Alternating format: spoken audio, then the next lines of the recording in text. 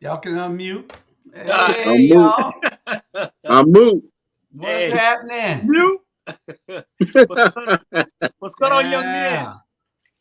We in the house. Hey, welcome.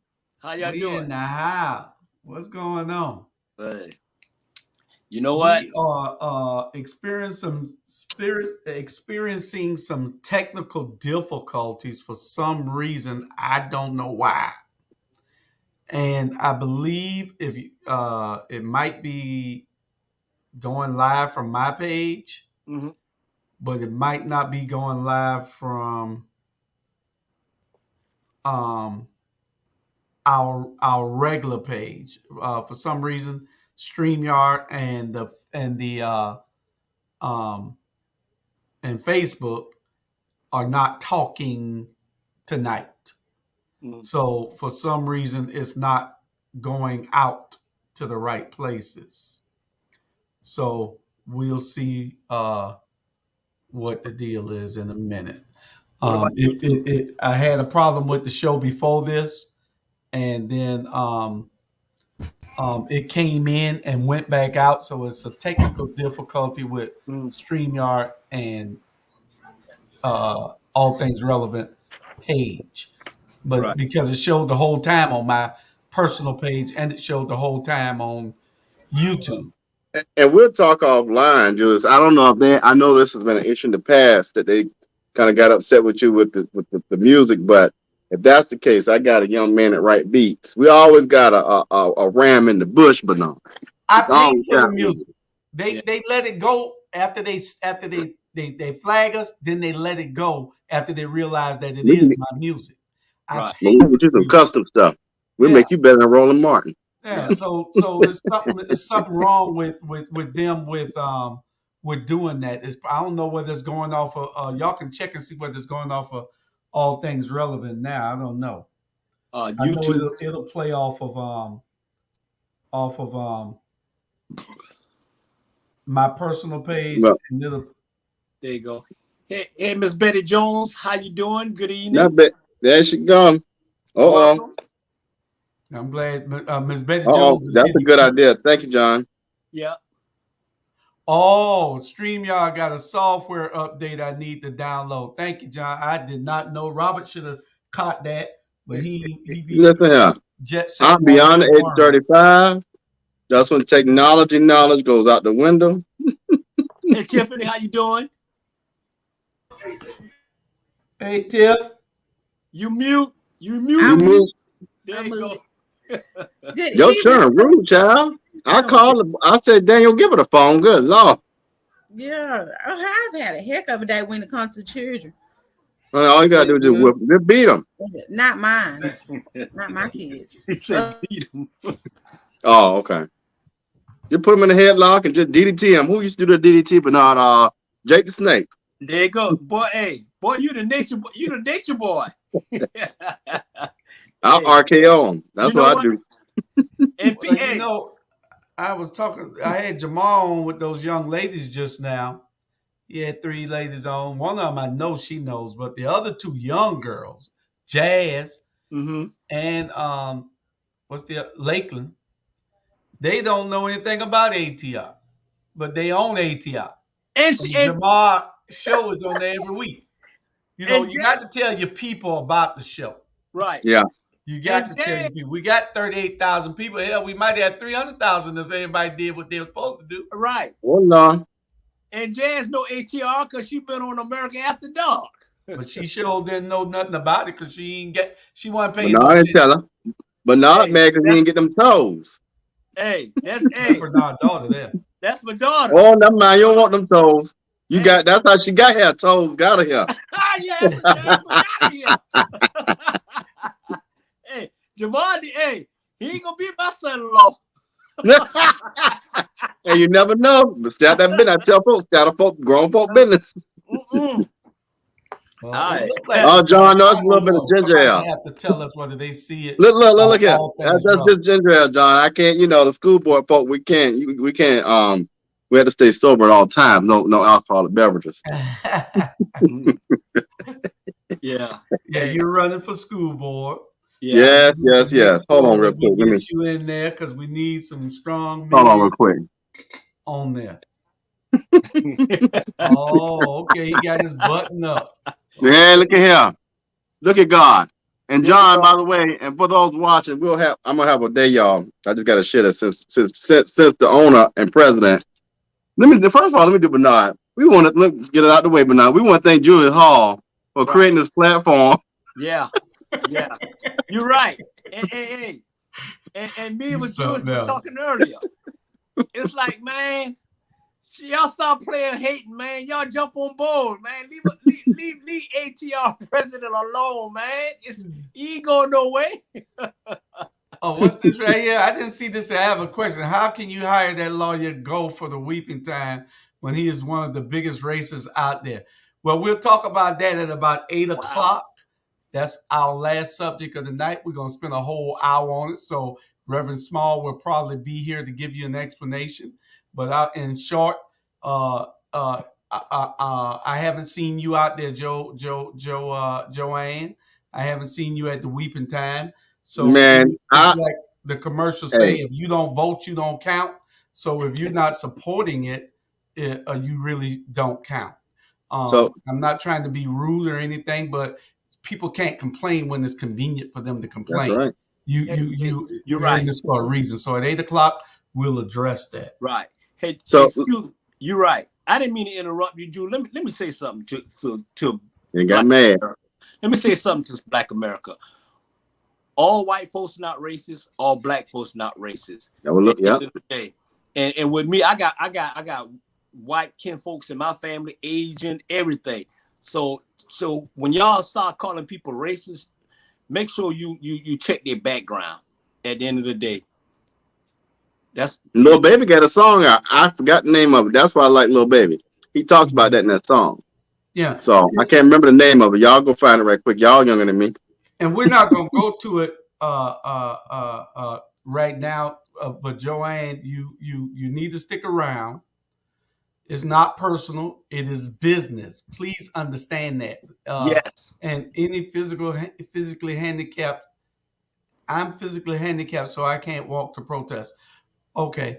Well, Joellen, we understand. We appreciate you donating to the Weeping Time also. Yeah. But what we have to show you is that a lawyer is supposed to do what he can to get his client off. He did what he was supposed to do. Justice was served. He did not win. So you can't blame a lawyer. Is the only person on the face of the earth that can really get away with that, because they're supposed to represent anybody and everybody, irrespective of what they've done or who they are. So you can't complain about a lawyer representing a killer and then he gonna represent a child molester. Then he gonna represent you. Are you complaining about them? How about the guys who represent the lawyers who represent the killers? John Calhoun was one of the biggest lawyers in Savannah, and he got everybody off for murder. Hey, let me tell y'all something. Let me drop this knowledge. If you got green dollar bills and you got enough of them, a lawyer will represent you for anything. I can guarantee you that. That's right. Show up with that check and see what happens. That's what lawyers do, man. When he Show up with that check. when he said, I knew what it was. It was something that he wanted to try to get back for appeals in the appeal process, or it was something to just to hype the situation up. That's a lawyer. He's doing what he's supposed to do. That's his damn job. Hey y'all. Somebody told me one time a lawyer's like a good plug. You better keep 3 in the pocket. Hey, I'm telling you, man.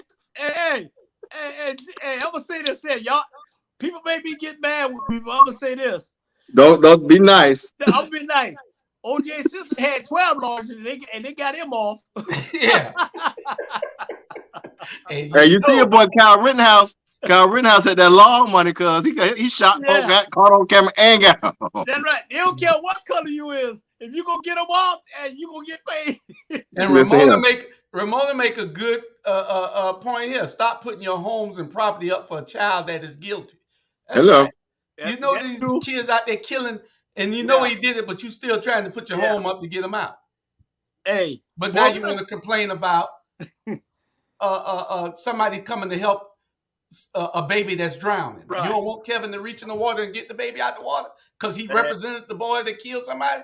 That's his dad. That's his job. And I ain't talking to you right now, Joellen. I mean, Joanne. I'm talking broadly, in general. you know, in general. And we'll be talking about this at 8 o'clock. Right now, we got to get on. You got the lightning round. I know we don't start already, boy. They're ready to fight. Yeah, it brought great PR. That's right. And we got to bring attention to it. Right. They want to talk about it now. I know it. Right now.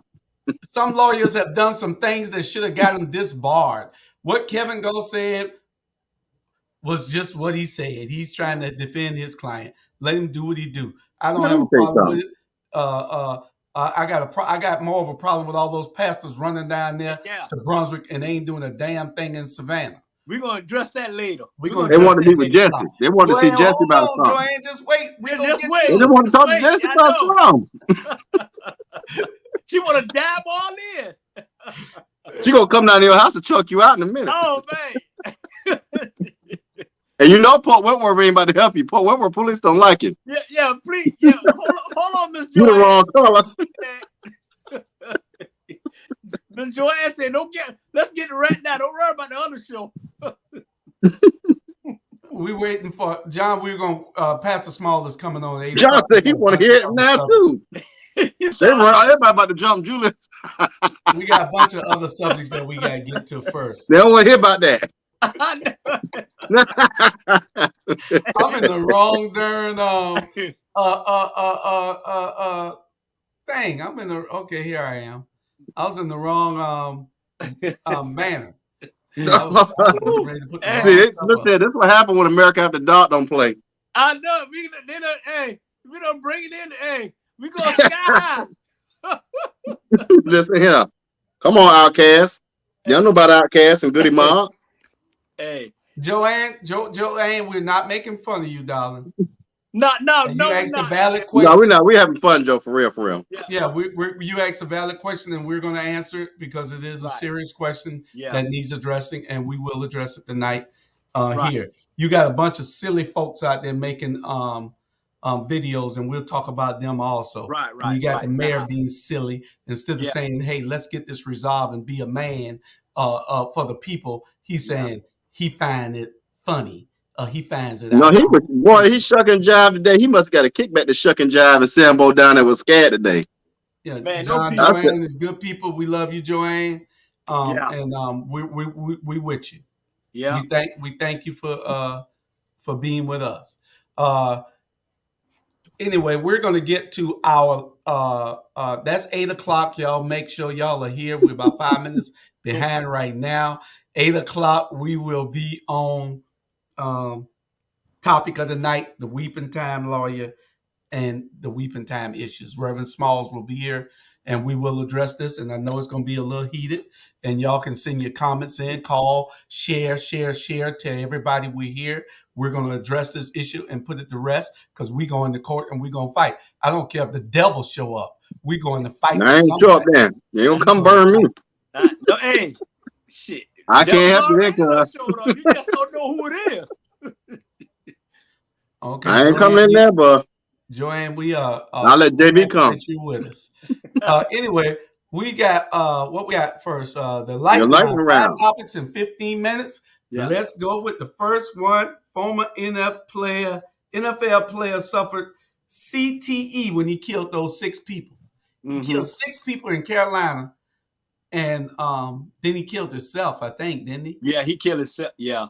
I'm gonna take this one. Go ahead.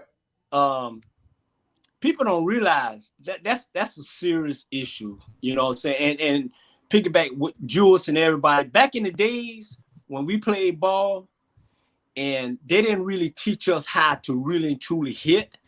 So I would normally thought we would hit with our head, you know, and I hit with my head and everything. And it's a serious issue. And I still have a pinched nerve in my neck right now from back in 1975 where this guy came and I hit him so hard and we both was knocked out. And it'll affect you once you get older. It really and truly would affect you. Yes, it was wrong. You know what? I'm not even gonna say when you sick and got a really mental issues, or you say is it you? I'm sorry it happened, but the NFL and everybody need to really address the situation from 1962 to 2020. We need to go back and really evaluate everybody that played football, and evaluate this situation. I'm be honest with you, I need to evaluate at the end of the day because I'm crazy. I don't know what, to be honest. But on a serious note, ain't nothing a little cannabis won't help out.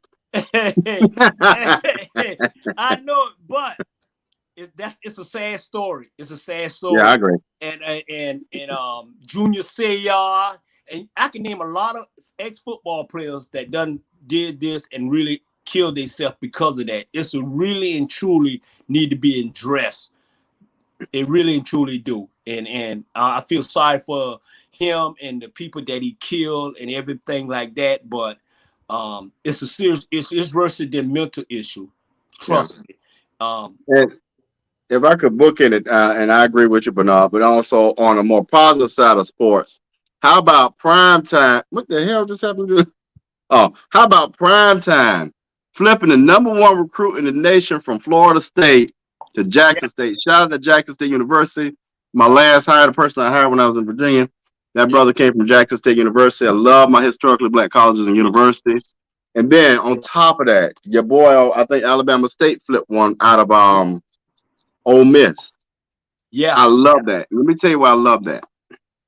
Our young people and all of us, I'm not saying because you go to a PWI, you're selling it. I'm not saying that. But what those young men did was make a statement. Yeah. They didn't think about the money. They didn't think about the NFL. They didn't think about making their pockets rich. They thought about setting a trend that's going to help them, their folks in the long run. Not only athletes, but their community.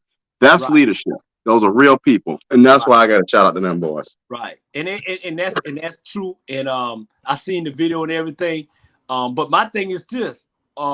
With Jackson State, they got the #2 player in the country, and he was a quarterback. But you got Deion Sanders' son was the white MVP, and he the quarterback. So what's gonna happen? I think my thing is this. All I'm saying is this. I just want our folks to start thinking about their community. So many times people want to sell out. My thing is be real. If you're gonna sit here and call yourself a leader who respect, I'm not saying be only about black folk. I'm saying recognize the things you do, the decisions you make, how it impacts your community.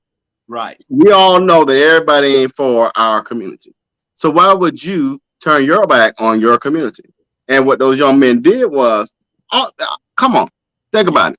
Look at Justin Fields. I love Justin Fields. I'm a fan of Justin Fields. He went to Georgia. He went to Ohio State. He knew those moves were going to make him a top-rated quarterback. Mm-hmm. These young men made a decision that could jeopardize them being in the NFL. Yeah. But instead, they said, you know what? Bump the money, bump the status. I'm going to set a trend for my people. And and by doing that, by going to HBCU. So I just love that they did that. Because so many of us will cower it out and put their soul on the shelf just for some money. Right. Well, you're right. This is the lightning round, right? Well, I'm just saying you left the show. And not only did he leave, he's gonna leave and they're gonna bring Ray on here and they're gonna chastise us, Bernard. I had to go plug my Ethernet cord in. Hey, all right, well you talking about the next part. I was excited. I was excited when I saw I was excited when I seen what Deion Sanders did as well. I think that it's a good look for our boys. It gives them something to stand on. You need a firm foundation. Well, to see them going, so I don't know whether y'all said that or not, but he coach of the year. Right, coach of the year, right. Well, we're talking about the young man he flipped out of he took a guy out of Florida State, pulled him straight out, a recruit. Yeah. The #1 recruit in the country. Yeah, because those players are going to be going to the NFL. A lot of them now. Yeah. They're going to be coached by Deion. Right. But we got a helmet for that. But we can't get to the right. We can't get to the right people to look at this helmet. We've been in the NFL Challenge and everything, Joanne. So we got a helmet in the works. So Jamar owns part of that company too. A little small I'm glad stake. you said that. I am glad that you said. Lord. Usually he be silent about that, but thank God. Thank you, my brother. Woo. Hey, but you're right. Seriously. It's some serious issue, Drew and Jamar and Tiffany and Rob. And like I said, I'm the prime example. Man, we need to really and truly protect this, because when you lose this here, you can't blame the person. Yeah. Because it's gone. That's and correct. You can't blame that person. It's gone. And back in the day, like I say, if we were to learn, if they would have taught us how to really and truly, hit like they're doing now, a lot of people wouldn't be, having this issue. And I'm a prime example. Trust me. I thought we was in the lightning round. Yeah, I was wondering why. A lot of my friends crazy in that. Next, we supposed to be talking about my twin. Y'all ain't talking about my twin. That's part B. It is your twin now. Everybody swear I'm Jesse Smollett. But where the check? Yeah, Jesse. Jesse, what happened, Jesse? Jesse, you got found guilty of 5 charges. Why did you do it, Jesse? I don't know, man. I'm saying, man. I saw this site. Try to get a little more money. You know what I'm saying? I ain't about to turn to JB. He didn't want Jamal to die. Oh yeah, we got Jamal and yeah. Left the noose around his neck and all. When the police got there, the noose was still around his neck. We take the noose off. Hey. I think that. Let me tell y'all what happened. What bothered me was this. Now, how on friend? You got in the courthouse. You told too much business, way too much. Yeah. Now you could have packaged that up a little different from me, because I'm telling you right now, if I'm sitting up inside there and I know I can't get out this mug without passing that jeopardy, some of that stuff should have been said. I'm all I'm gonna say. Hey, his problem was if you go fake it, make sure you get the right people that gonna fake it with you and not tell on you. Exactly. Them guys caved in the first day and told on them. Come on. He should have had them guys out of town. Something. But that's when you try to do something real cheap. You get what Michael Vick. You Michael Vick did that. Big money on doing that. Yeah. Jamal, what kind of time can he get? Do you know? Well, they say he's going if he do the first offense, he may get like 5, but he'll get probation. That's what they're talking about. I had saw the information. I forgot. Because that was your actor, Jamal. That's why you forgot. No, I'm trying to figure out. You ain't got no issues because no damn hell, man. Just say that. It ain't no issue. You were perfectly fine when you did what you did to Ronald Wilson. We came at you. You started bringing the helmet at us. I'm just saying. Don't leave that alone. We're talking about Jesse Smollett. Son-in-law, I'll see you later, son-in-law. Joanne, we're talking about Jesse Smollett off of Smollett Empire.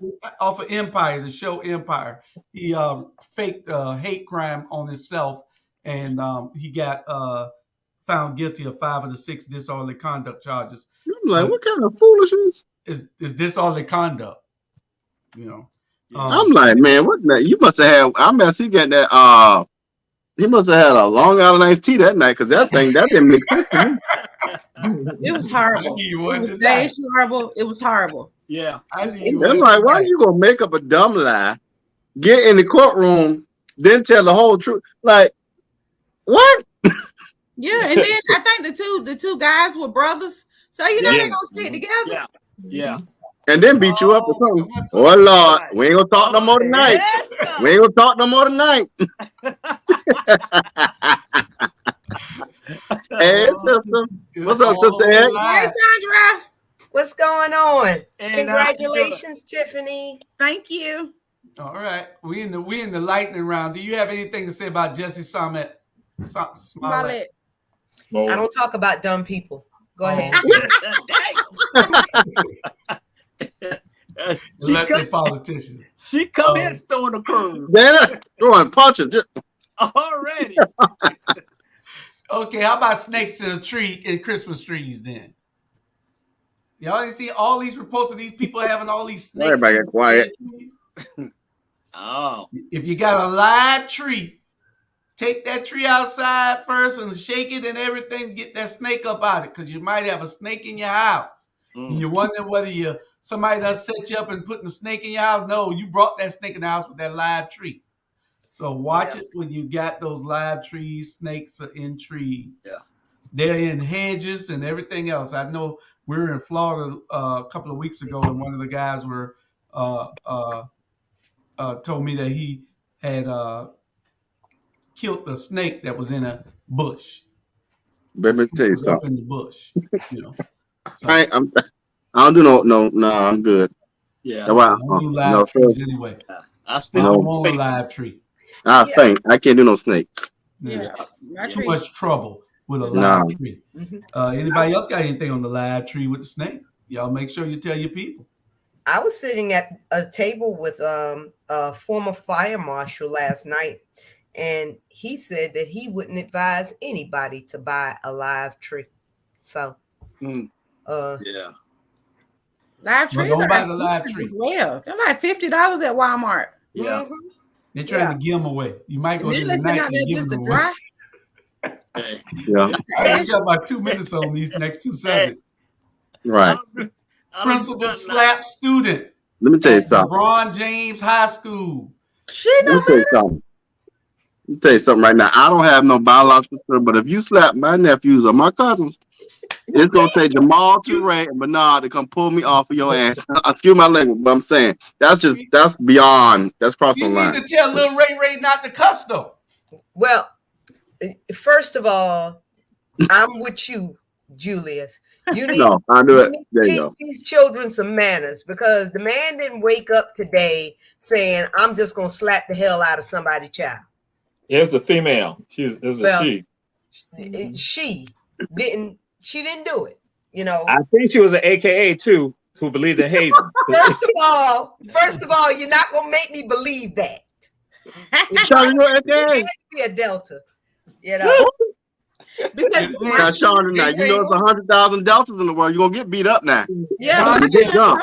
he's actually a Delta, and he got sent to the office today, and she handled herself really well. She did not slap him, and she had on her Delta mask and all. And I was like, okay, then. Well, he only slapped him because he was cussing. But John said if Smollett went to local high school, which one would it be? It'd be Jenkins High School. Jenkins.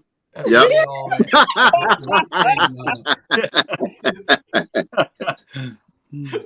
But no. My thing is this. I work around students all day long. My thing is, a young man in there cussing and going off. What I'm gonna do is I'm gonna put him aside and say, listen, let me talk to you about this.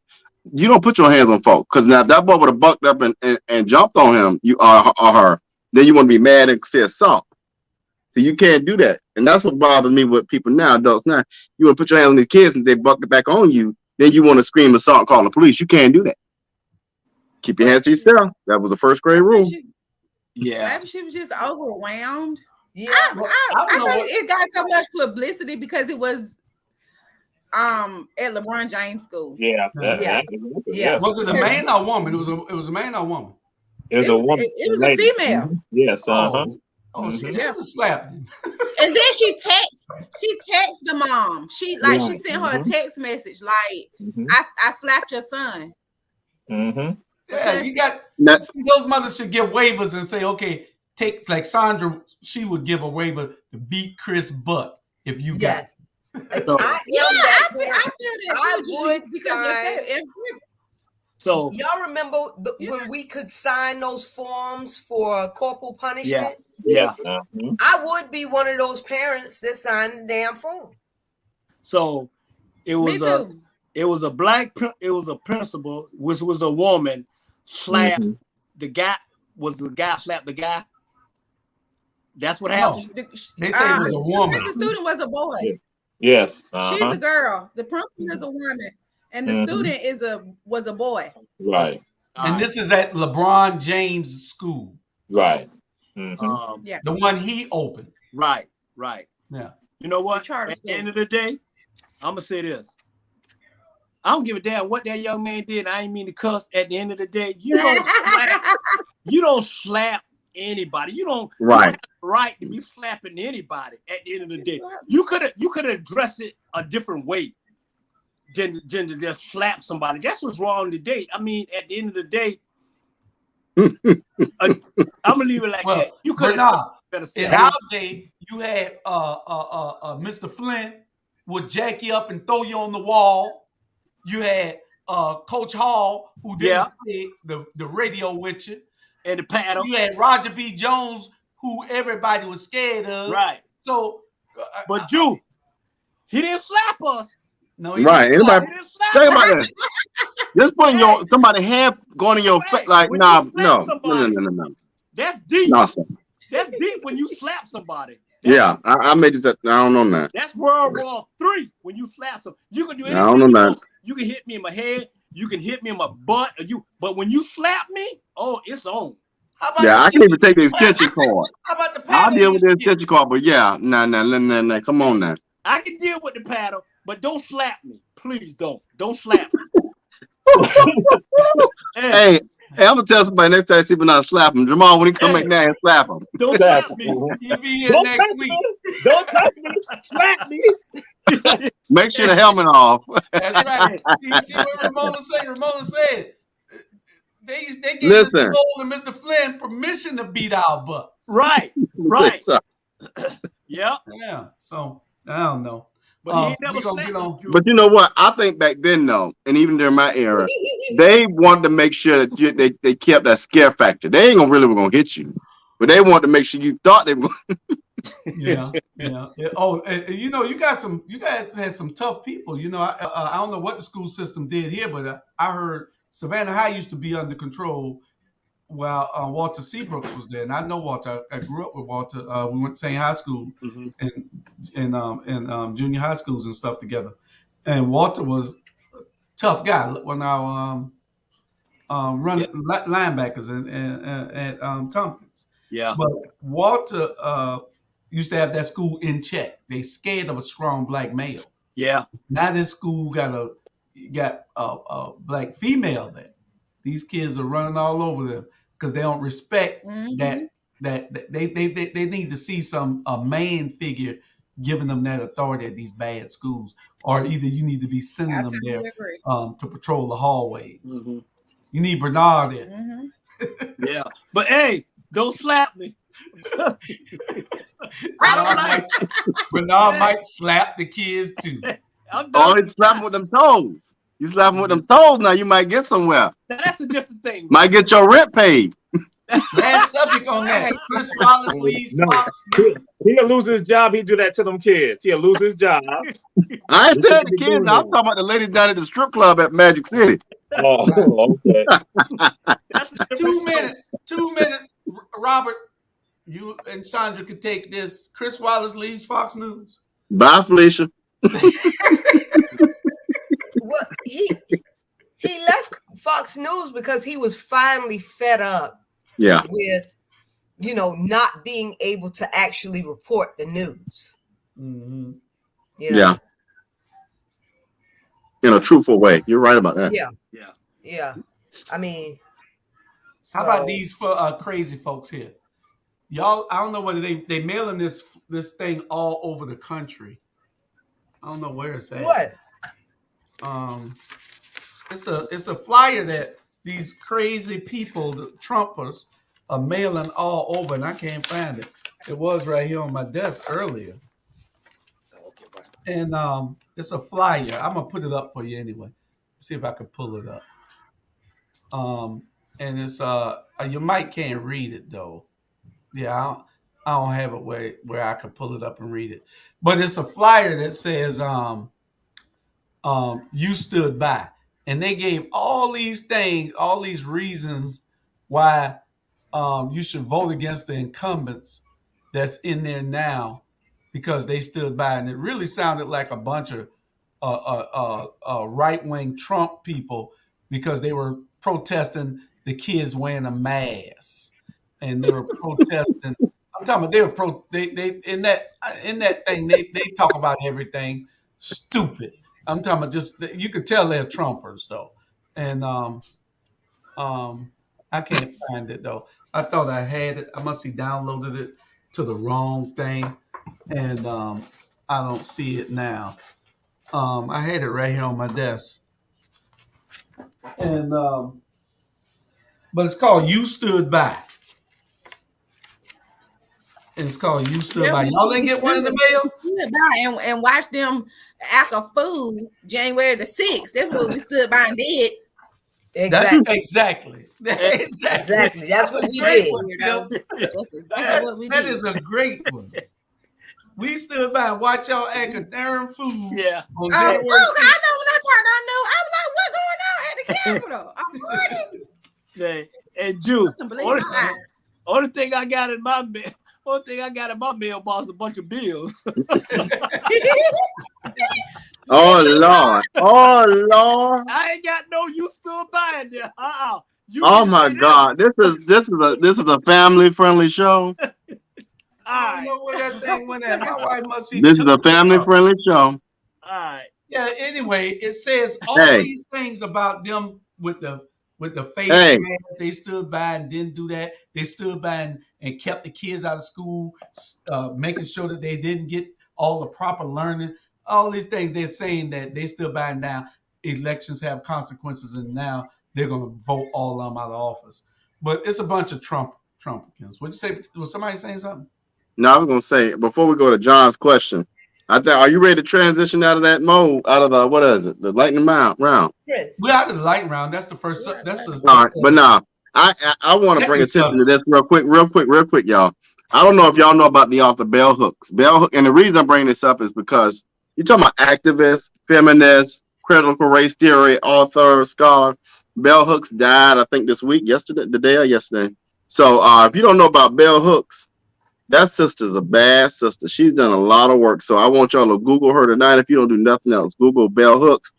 She talks so much about feminism, critical race theory, and she breaks this stuff down. So when people try to confront you about this, that, and the third, Jamal, you know about Bell Hooks. You better tell them. Don't act now. Don't get brand new. No, see, because I was going to chill. I'm going to say this right here. I respect you, my brother. Love you, my brother. But I ain't no Bell Hooks fan because Bell Hooks try to talk about Kwanzaa and try to justify Christmas. And so that, and some people, and she talk about other stuff, but she try to put down Kwanzaa. And I'm like, talking about Christmas. I'm like, hell, all holidays are man-made holidays. All holidays are created. Yeah. They're socially constructed. So, yeah. But I'm just saying, but yeah, I'm saying you gotta be a Halo lady dead. Oh, anybody who know me, I don't care if you're dead or alive. Oh no, but no, you ain't doing my eulogy. You know, Jamal said he don't care whether you're dead or alive. They don't do my eulogy. We have obligation to speak the truth. You coming? Well, I want you to lie at my funeral. I want you to lie at my celebrate. Don't lie. Tell the truth. Yeah, tell the truth about me. That's right. Don't lie. Tell the truth. He gonna be on there saying I was a mug. He had slapped that boy in school. He was in the school. He slapped that boy. Now you're lying. But you see what John put down here? What was it? John said, "What do y'all think about Purdue versus Kemp?" Yeah, you got two crazy moms. It don't matter. I know it. Don't make Sandra and Bernard go off because Bernard support Purdue. Say anything tonight, man. I was wondering why, Sonya. We ain't seen you in a while, and you so quiet. What happened? What? Everything okay? I got a lot on my mind, man. Yeah, I see it in your eyes. I feel you. We here for you. We ain't gonna be like Charlie Brown and leave you. We here for you. That's right. We gonna talk about you, but we're here for you. I have a Charlie Brown post. I didn't do the video yet because I have other things. I have a Charlie Brown sighting. I did that today. I got a video of Charlie Brown. What? Yes. Speaking of Charlie Brown. Charlie is alive, y'all. We did make sure that last week. Charlie is alive. We miss him. We miss him. Yeah, Charlie is alive. Y'all go to our page, my page, and see this. If the show isn't live, I think we're having some technical problems with StreamYard and Facebook, but it's airing live on ATR Black Media Network, and it's airing live on my Facebook.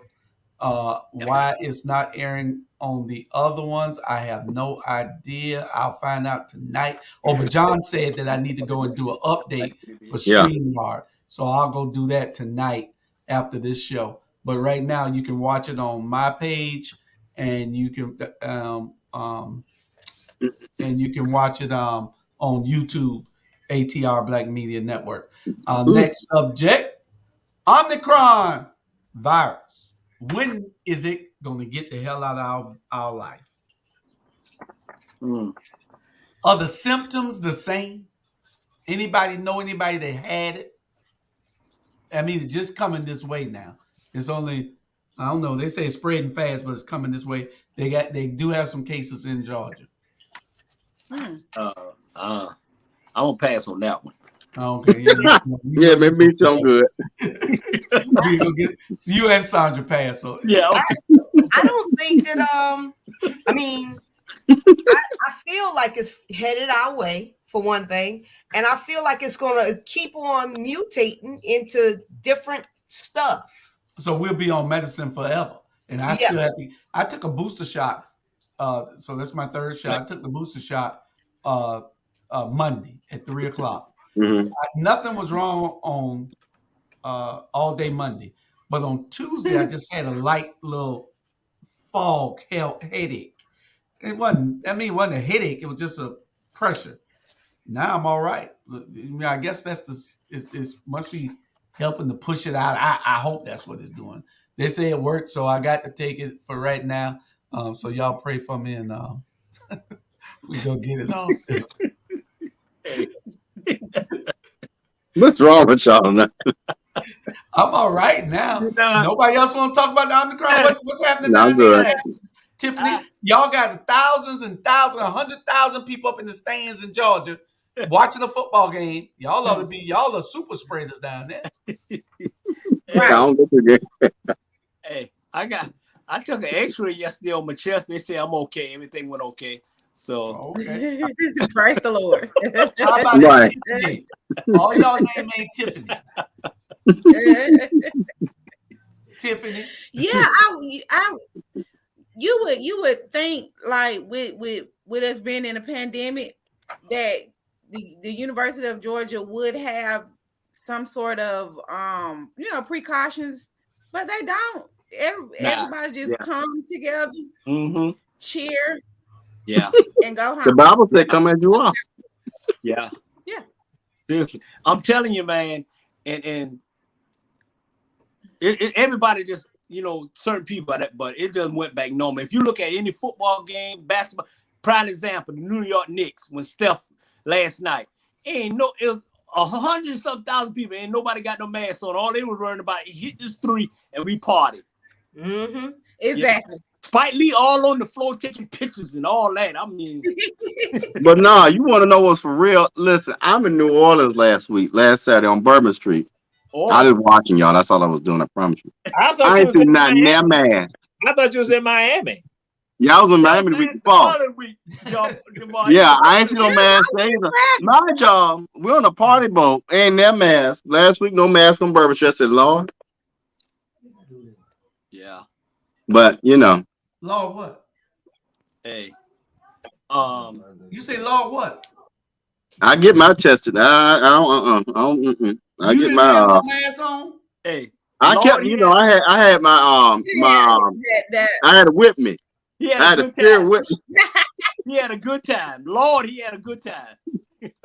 Don't alcohol kill germs. Look, that's what I'm just going to say. All that alcohol just killed that coronavirus. Then come with it now. Okay, John wants to talk about those school board presidents race shaping up to be real. Hey, I tell you right now, I'm a hush. Go ahead, y'all go first. I'm gonna tell you who I'm endorsing. Don't you tell that story. It's a story I heard today about lawn care or something I heard. No, I ain't gonna tell that story. No, I'm gonna let everybody else speak, but I'm endorsing one candidate. And it is what it is. Dry cough and night sweats. Oh man, scratch your throat and some more.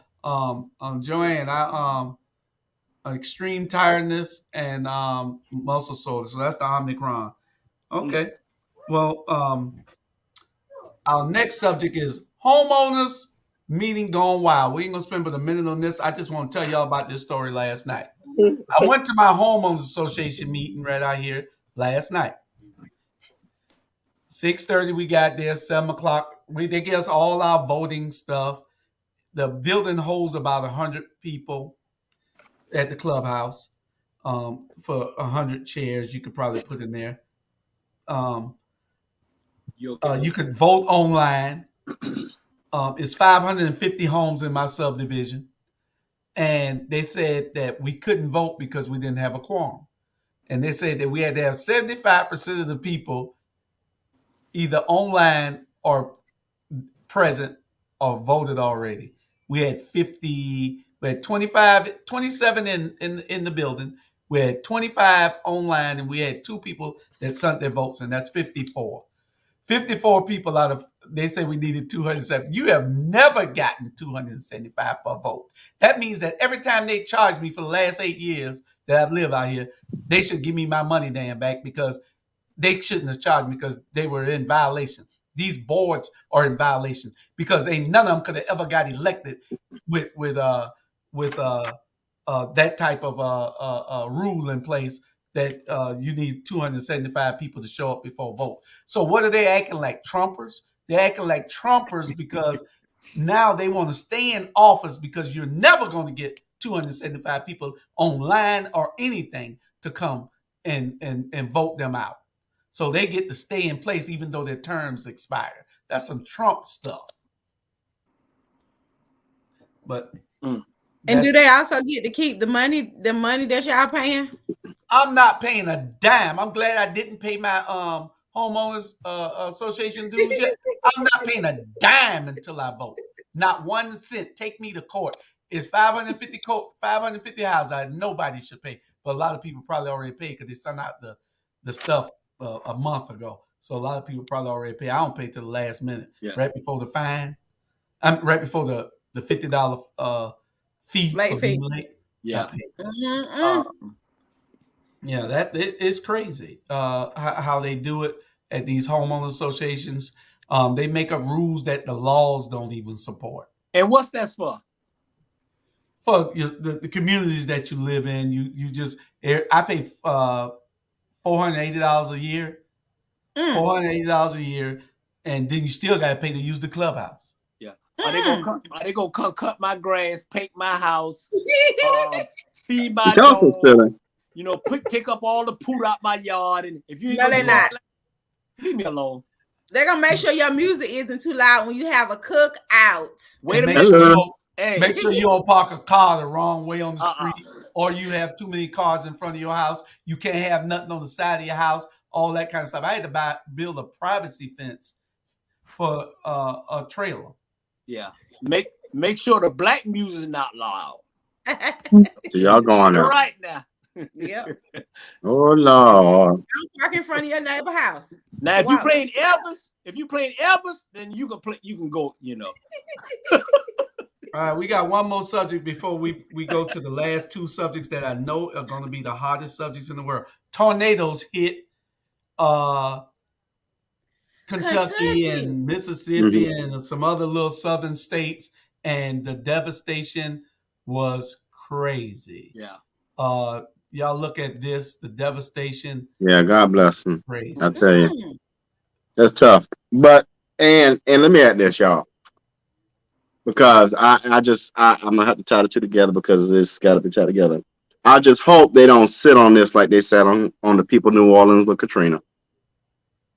So what is worse, y'all think? A tornado or a hurricane? Hurricane is much worse. If you go to a hurricane, you got not just wind, but you got water and wind. at excessive speeds.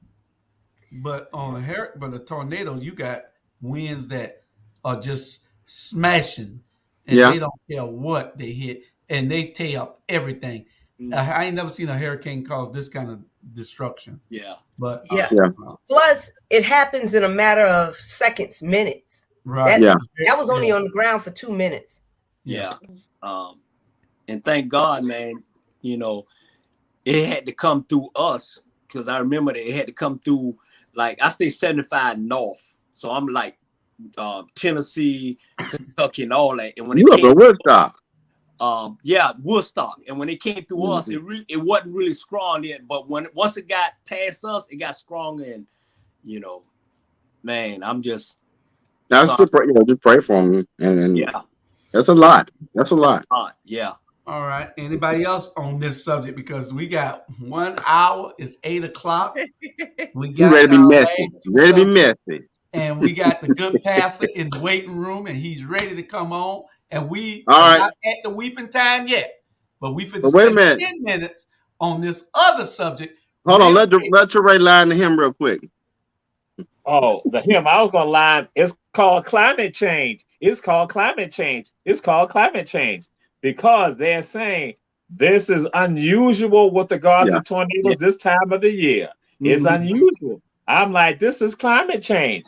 Even Correct. though you have people who go try to ignore it, I'm like saying the stuff that we see, sea rising, again, Yeah. issues that we have going on, hurricane season. Yep, climate But the change. Republicans don't want to pay attention to the environment, so No. they don't care. They want everybody to die at the same time. Anyway, let's get to our Oh last God. two subjects. We got 2 subjects left, and At the we're same gonna bring time. in the good. We're gonna bring in the good pastor. Hey, pastor, Hey man, you looking good? I got on my bush hat. Oh, okay. Yeah, Savannah High School is not a real high school. Savannah High School is not a real high school. What is going the on original, here? We have high school graduates on here from real high school. the original high school. They didn't. It's so old that they didn't call it by the whole name. They just called it high school. I can't with you. It was the only one that counted. It was the one where the white folks go and we didn't. We are the original. When did Reverend Small? When did Jenkins come about? That was for the bad churn then. I don't know. I think what happened. We looked up one day and that was. Yeah. Don't nobody know when Jenkins started. 1947. Oh, That was a bad churn. Yeah, we used to go over there and steal the Indian. We used to go over there. Just take it. Hey, y'all forgot to get Jamal then. No, by the time Jamal got there, we didn't care about Jenkins at all. No. That's kind of like they do now. Right. Yeah. That's why we had to when throw Ron they off. finally played the game, they got the bricks beat off them. Yeah, it got thrown across the fence. Not much has changed. Okay, our next subject is the church over here on East Broad, and we're gonna spend 10 minutes on that. Then our last hour, last 40 minutes or so, will be on the weeping time. Faith on the Move is what the church last was called, and now before it was Bethel, right, Jamal? Yeah, Bethel AME. Bethel AME. So what we go ahead and give it. And then sold it to what we know as Faith on the Move Ministry. And then the report is that the pastor no longer wanted to be a pastor, and then sold it to I want to say 621 LLC, which a politician here in the city of Savannah has said that they've had problems with them. So there are other issues with regard to the same corporation. And just to share this with y'all, I had shared with folks that what you see on the same side of East Broad as where they're doing a demolition is going to be the same thing that will happen with regard to that property too, something similar. And what is interesting, if you look at on Bolton and East Broad, you'll see that there is that apartment duplex that right there, but it goes around another building because that owner refused to sell. He refused to sell to them. Yeah. So they built around his property. Now, what is that about? I'll tell you, that's an example of when you remain steadfast, because we often get intimidated that we got to sell the property, we got to do this, and we don't even realize that you don't have to sell any property. If you want to actually do, if you want to do a transition of that, you can lease your property, and you still got the wealth coming to you. But this owner specifically decided not to sell his property, and he has other property on Gwinnett Street also, but he decided not to sell. And so what happened with regards to Faith on the Move, they sold the property. And of course, you're going to see what's going to happen on the same side. The Dixon Park area, we already know, has been hit hard with regards to the resegregation over there. And then also the Airbnbs that are over there also. Yeah.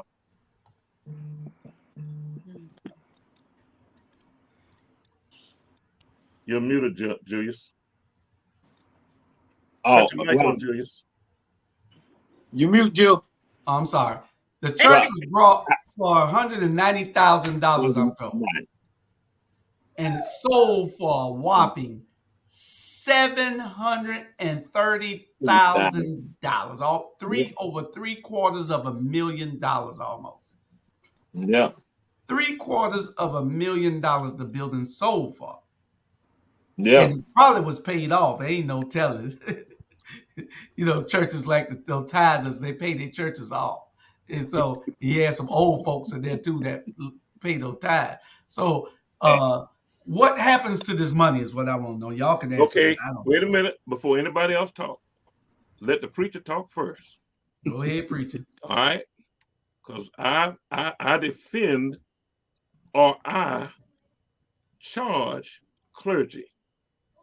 Jesus stood in Jerusalem and called clergy snakes, hypocrites, vipers, to their face.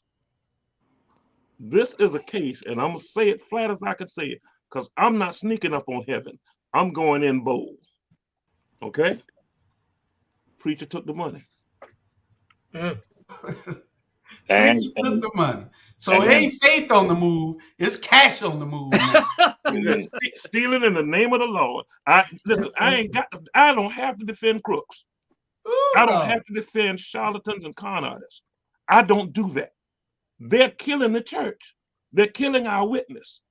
They're killing our viability to influence our communities. I'm tired of sorry Negroes and white folk making God their money and making the church something that people reject and refuse to have anything to do with. I'm sick of that. Mm-hmm. And don't ask me to sneak up on them and say, well, Pastor, don't say nothing about the preachers because nobody will want to believe you. Fine, all well and good, but here's the thing. Either you're going to be real or you're going to be phony. Thank you. You're going to be for the Lord or you're really not. And one of the things, ye shall know the truth, and the truth shall make you free. I'm telling you the truth. Preacher took the money and quit the ministry. Thank you very much. And I've said this, Reverend Dr. Smalls, when we were doing our checks and getting information, and that's pretty much what the thoughts and the sentiments were with regards to that. And I think everybody needs to be honest about that. That's pretty much what went on. And that you see, I would say, benefits that people have subsequent to that when that occurs. And so, yeah. And so all I want to do is shame the next one from doing it. Right. I want to shame the next person from taking people's tithes money, taking old people's money, playing like they're preachers, giving them communion, burying them in the name of Jesus while they're filching and taking money and understanding that when we get to a certain amount, I can sell it, walk off, and because these people don't have the mechanisms or the sophistication to take me to court and demand the money back, I'm going to walk off with the money, and then I'm going to make the entire process of the Christian church look unreasonable. Doing that make me look bad. Yeah. Yes, sir. Amen. You're right. Ramona said the hustle came to the church. Yeah. And prime example, you know that the Mercedes-Benz Stadium, the Atlanta Falcons Stadium that they're in now, on the side, all of them was churches and high tile for elderly people. and they Arthur Blank went and gave them so much money, and it was one church standing, and like you say, he took the money and run, and that was the only thing holding up. Now Mercedes-Benz is open and no church, and but money paid and them let's take off. it deeper. Let's take it deeper. Now watch this. Not only did those churches go, but the churches, the black churches, opened the door for Arthur to take a whole black community. Yeah. How crazy is that? Yeah. In the back of the day, the black church uplifted our community. Now they open the door to say, hey, now you can have the rest of the Negro land. Right. Here's the thing. And actually, the black church, I was gonna say the black church try to come and buy the Litway Missionary Baptist Church. We ain't got to never sell. If we don't take up another dollar for the next 5 years, Litway will stay where it is. Because when churches are run right, they're not poor, they're not needed, they can't be bribed. Yeah. The church that we have, because it's run right, nobody can make us sell anything ever. The church is stable, it's paid for. Matter of fact, we trying to fit. We bless people and we help folks, and the way God structured the church and for people to give to the church when they're faithful, the church should never run out of money. We're supposed to always have money to help and plug in, not to be exploited, but to help the community. The money, the whole thing about tithing, and I'm getting preachery now because I can talk again. Because I done got take your time. But the whole thing about tithing is, he says, bring the tithes into the storehouse, that there might be meat in my house. Them seats don't eat meat. Chandeliers don't eat meat. Okay, the carpet don't eat meat. The money is brought in so for people, because people eat meat. All the tithes are taken up so we can help and bless people. Yeah, thank you. That's the whole reason for the tithing process. Not to buy that Benz now. Huh? What about that Benz I got to buy though? Pastor got to get around, Dr. Small. Whatever. We're supposed to feed people, and if we got some money over, we can buy a Benz. I could buy a plane if I feel like it right now. But the case is, why would I when I want to help people? Hello. Why would I drive? When you're a real preacher, you ain't looking around to see how people look at you with an image. If you're a real preacher. Right. I drive a 2000 F-150 truck. Okay. My truck is ugly. I can put corn on the back, some cement, a little league team, or a dead body.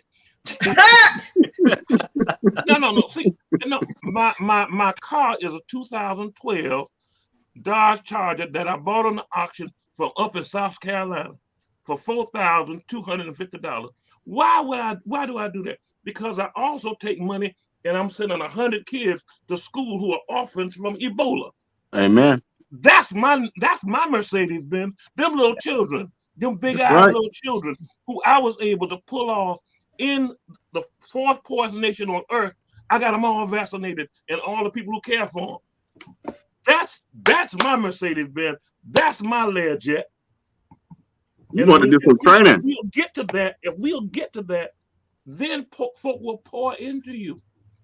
Yeah. Okay. Because in all honesty, I got all I need and more. My cup runneth over.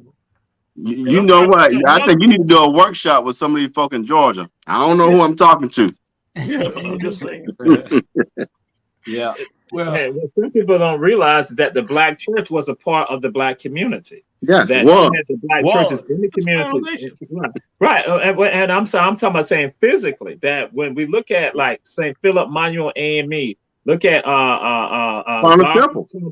Look at Bay Street Baptist, they were in Yamacraw. And then when Yamacraw then becomes what it is, those churches now move into these other communities. And guess what? They pretty much move in the same areas. Like, you got Garvin's Temple round the corner from where St. Philip Monument was. And then their membership were coming from those neighborhoods also. Mm-hmm. They were right there. But then later on, you have, again, this other element that comes within the black church that now is about not being connected to the communities. And so the members, they think it's okay, because I'm going to say this with regard to, because we can live in other communities, other neighborhoods. Now we go far out, and so we come back in. but then we're not connected with the people that were left there in those neighborhoods. And so then people become detached, and then people get driven because some people, religion becomes a business. So it's the business of religion. You have people who are there who are preaching because they have been directed by that, because they have felt the Spirit of God. But then you have other people that see that.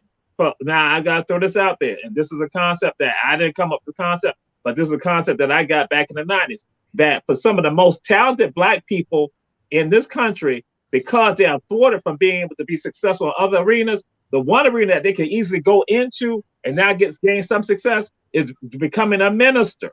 And so all you got to do is tell a lie on the Lord. All you got to do to be a minister is tell a lie on the Lord. That's it. The Lord called me, and nobody can check with him. And that's it. And so y'all don't check the resume. So now it goes to what Robert Bryant is saying about the business and all the other stuff like that, and what Reverend Smalls is saying. They are not concerned about what Reverend Smalls is saying. The Reverend Dr. Smalls is saying they're concerned that element that Robert Bryant now goes and says. So then that way now, and our people now follow them and think that they are the ones godly guided. And I'm like, they are not godly guided, and we can't address them. And I'll share this with y'all, and I'll end with this. The late Chester Dunham. Chester said this to me. We were at a meeting back in like 2000, and we're at the Holy Lutheran Church. And Chester and I had said something. Chester said, "You know what I like about Jamal?" He said, "Jamal getting them preachers hell." And I looked at Chester and I laughed because I was like, "Yeah, we're gonna hold them accountable."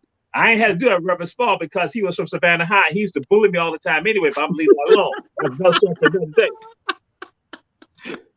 Well, I'm gonna tell you a story real quick. You know, back in '95 or something like that, I think my grandmother was given the wrong medicine, died, so all her kids got a settlement, and out of the 8 kids, they all got equal amounts, and my mother was one of the kids. My mother gave St. Paul CME Church on Barnum and 32nd, whatever that is, $25,000. Mm. She just wrote a check for him for $25,000, her tithe. Mm-hmm. She was staying in one of their apartments. Mm-hmm. A few years later, they kicked my mom out of that apartment. Wow. What? Yeah. Wow. Yeah. If it's a lie, my brother told it. You know? Yeah. So you know, it's terrible. The church has to do better because you wonder why nobody want to go in there. You wonder why it's full of women and the men don't go in there. But the men are just sorry right now. I'm not talking about y'all. I'm talking about those ones that don't go to. And you ain't got to go to church. The thing is, you got to have a presence. You got to be God. You got to have God centered. And you got to have God somewhere in you, because this is the church. Yeah, but I was you know, it was a couple of questions that a couple of young folks wanted me to ask this panel, because I do deal with young folk. They say, why should we trust the Black community and leaders, and why should we trust the Black pastor in the community? Why are you telling me, Coach Brown, we should trust them and they don't trust us? Hold on, let me answer that. Y'all answer that. Let me answer that. Because a lot of them looking at it. Hold on, you ask me answer. I'm answering. Go ahead. You trust the ones that have a real vision. This is how you tell a real person. And I'll be real with you. There's so many leaders out there. We know a number of them in this city. But when you encounter somebody that has a vision that can tell you, this is what I see. This is the things I see in front of us. This is the future I see. And this is how we get there. That's leadership. When you talk to a leader and they can't give you a vision, that ain't but smoke and mirrors. That's real talk. And so, for example, you know, when I look at a pastor, I expect the pastor, like Reverend Small said, you got to tell me what's the purpose of this church. I don't want to hear all that scripture stuff. I got my spiritual connection because I'm spiritual. You call me whatever you want. I got that connection. Tell me what we gonna do for the people. Tell me how we gonna help the homeless. Tell me what's the ministry to help Miss Annie Mae when her lights get cut off. How are we gonna handle that? Tell me how we gonna take care of the elders in this church. If you can't tell me that, you ain't no real pastor. Yeah. So that's how you tell a real leader. Vision. Mm-hmm. They ain't got no vision. Don't mess with them. Yeah. Right. Now they want to follow all them. Dr. Go ahead. Bryant. Dr. Bryant. I have a different spin. Go for it. Because that's just a little slightly different, but that's a criteria also. But I understand you can preach and even sing and dress well. But I need to see what you do to the least of them. Okay? I need to see what you do to people who can't bring you any money. Come on. I need to see what you do to the person who's been downtrodden, who's been put aside, disenfranchised, put out of school, put off a job unfairly. That's what I'm watching. See, most people don't realize this because they think I have a strong personality. I've kept a mentor. My entire pastoral process, my mentor now is a man over in Tuscaloosa, Alabama. He's 90 years old, but I'll drive 9 hours to sit at his feet for an hour and a half because I'll get 2 years worth of what you need to do, little boy, at 71. Mm-hmm. Okay, so a lot of times people assume, well, he's a strong person. He's his own man. He don't listen to nobody. Julius will tell you, I've sat in the car and sought counsel from him and Dr. Hall. Bless your heart. Okay, that's you got those kind of things. Those kind of things are what makes me say, okay, this is somebody I work with. I'll give you an idea what a real preacher is. I'll give you an example in Savannah. In 2006, Ricardo Manuel over in his village. A lot of preachers wouldn't want to even take a church in his village. He's pastoring church. He told his congregation, we're going to feed the poor people because they had people living in the woods. We're going to feed them 5 times a week at least. Amen. We can't do that. We can't afford it.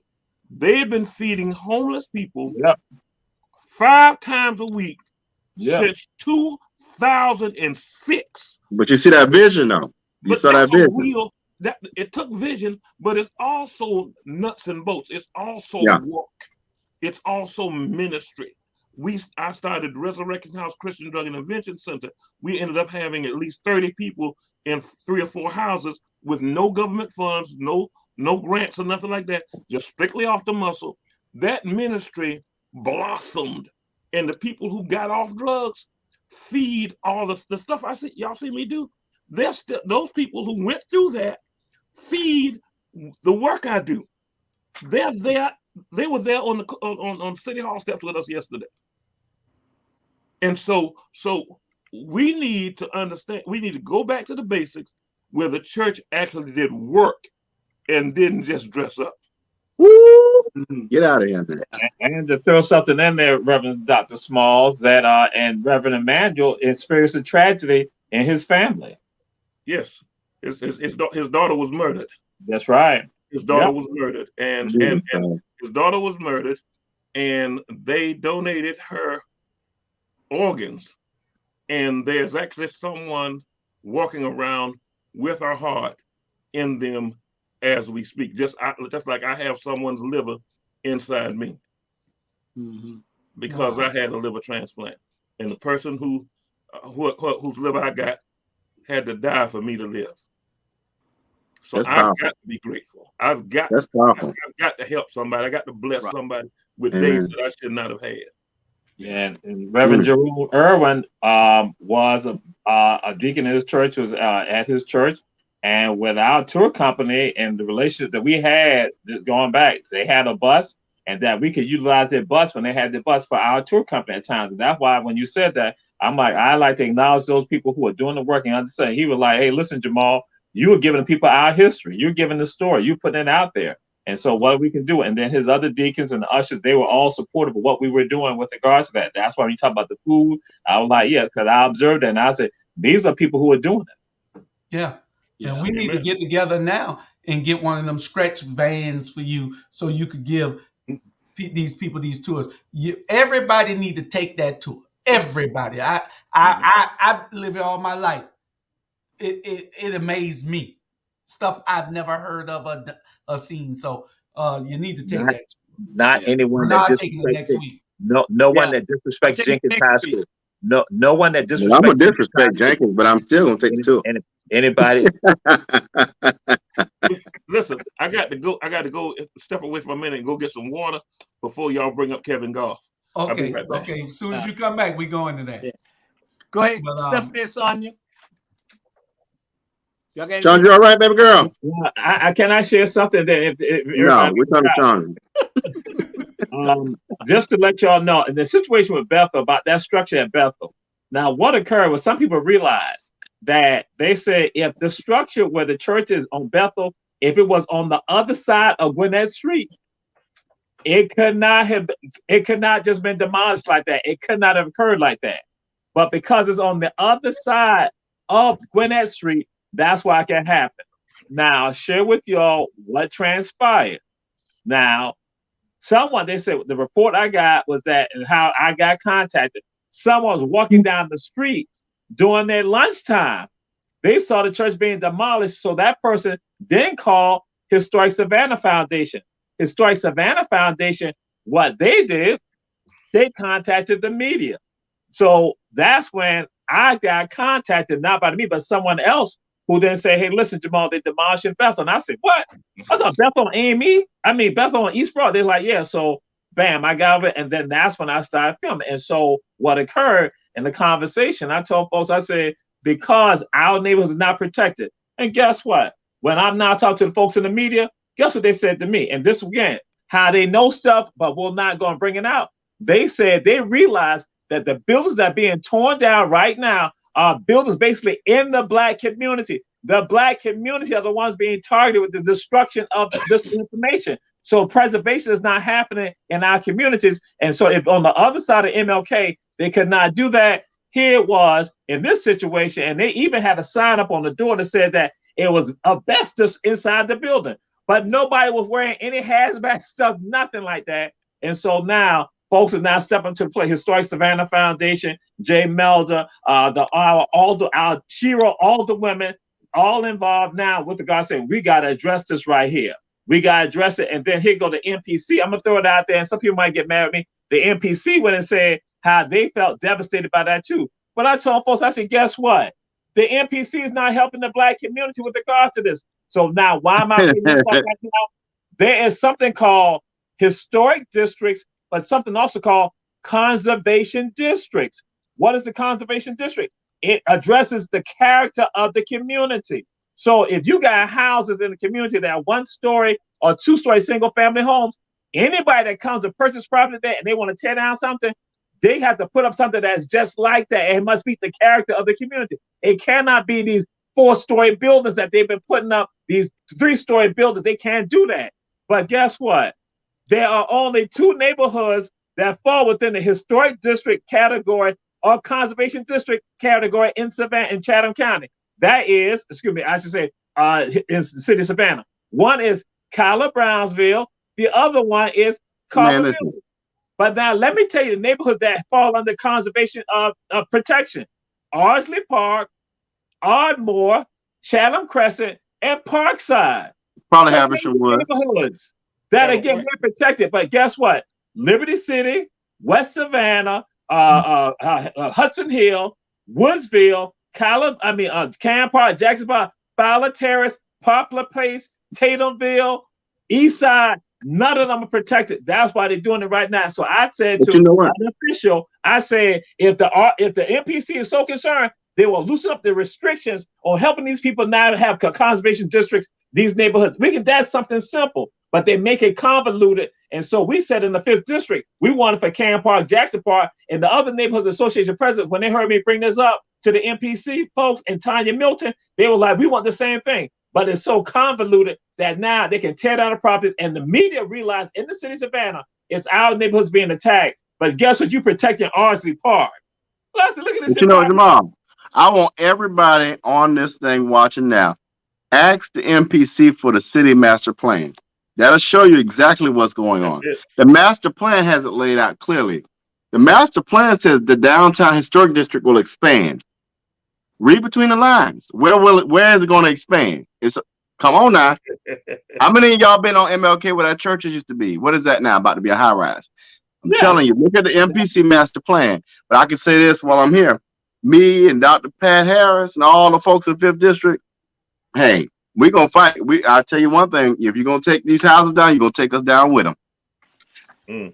So and that's why we need, and what we said to folks, we now need to tell them the conservation districts need to be applicable to these neighborhoods, and the process needs to begin, but make it something that is accessible to the people, because the most folks don't even know anything about it. So here you go. Again, RC Park, Chatham Crescent, some of the wealthiest neighborhoods in the city of Savannah are protected. Now you go on Parkside, they're making sure to protect even mediocre Caucasian neighborhoods to make sure that they are protected, that they don't have the same glaring issues. But guess what? Our neighborhoods all being victimized. So that's why, and what I told those, that's why weeping time, I say, those of you not concerned about the weeping time property over in West Savannah, you not see what's happening on the east side. That's why you got to be concerned. And now I'll share this with y'all. I told Reverend Clarence Teddy Williams about this weekend. So he got it. I told him, I said, so you can't go and say you're not concerned about the east side. You guys say you got to be concerned about all sides of Savannah where we have Black communities. Amen. Yeah. So I'm gonna ask y'all a question. I'm gonna ask you a question. So all us on this panel, do y'all feel like we fighting a war that we cannot win when it comes to us trying for these folks to just give just due? You know what I'm saying? At the end of the day, and I'm saying this, I'm gonna keep fighting to the day I die. Everybody else is gonna keep fighting to the day they die, no matter what. But at the end of the day, you know, yeah, it take a whole village to raise a kid.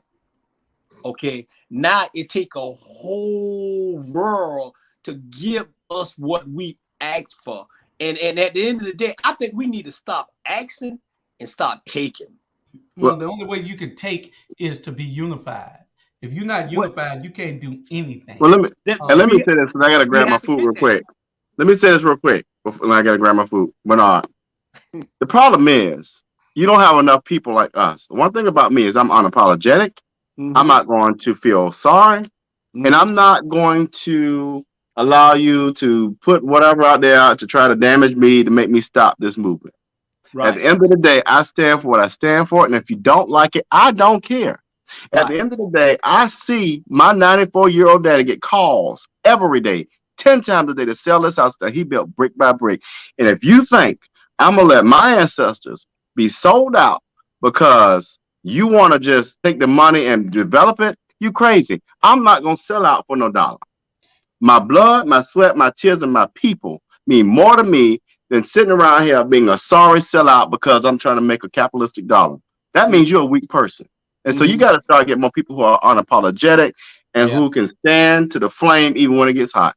Yeah, and you're right. You're absolutely right. I'm like this. Hey, I'm my own man. Nobody gonna tell me what to say or what to do.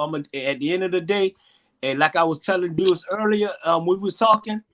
Hey, on the road I'm on is the right road. It's the right road. We're gonna get to our last topic. Keyshawn Housey called me this week. Also, please, sir. We're gonna get to our last topic, and the last topic of the day is topic of the night: the Weeping Time Coalition and its lawyer. Pastor, we've been getting a lot of calls.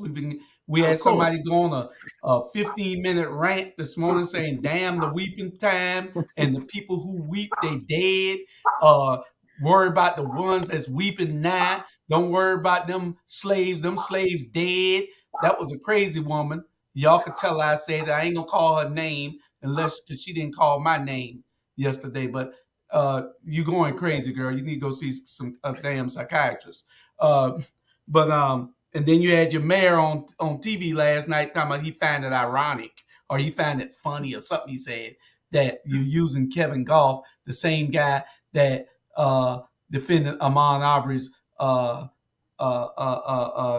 attackers down there, killers down there in Brunswick, and they don't understand the law. You know, you got people just talking the talk. A lawyer is a lawyer for a reason. They're there to represent whoever hires them. They're there to represent you no matter who you are, no matter irrespective of what you did. This is what they do. It's the only profession on earth that's allowed really to do that and get away with it without ridicule. So what are you talking about? What's wrong with this man going down there and defending those people? Those people need a lawyer just like everybody else. Justice was served. They were guilty. We all knew they were guilty, and they were found guilty. Amen. Kevin lost. Now he comes here and he's trying to help blacks. If I'm drowning, pull me out the water. I don't need you to. I don't care what you did. We'll talk about it afterwards. But pull me out the water right now. Let me address this as succinctly as possible in the time we have left. Kevin Goff has served as the director, the legal director for a group called the Poor and Minority Justice Association of Georgia. There are two arms of that organization. One is of Georgia and the other is of Florida. It was founded in Florida by a guy by the name of Apostle C.A. Coward. And Kevin has gone back and forth, generally at zero in terms of what he was paid for years. He's fought with me to have children returned from black mothers who have been taken and they got on their feet and then the people didn't want to give their kids back. Now, it's not just black folk though, it's anybody who is poor and indigent who has been beat up by the system.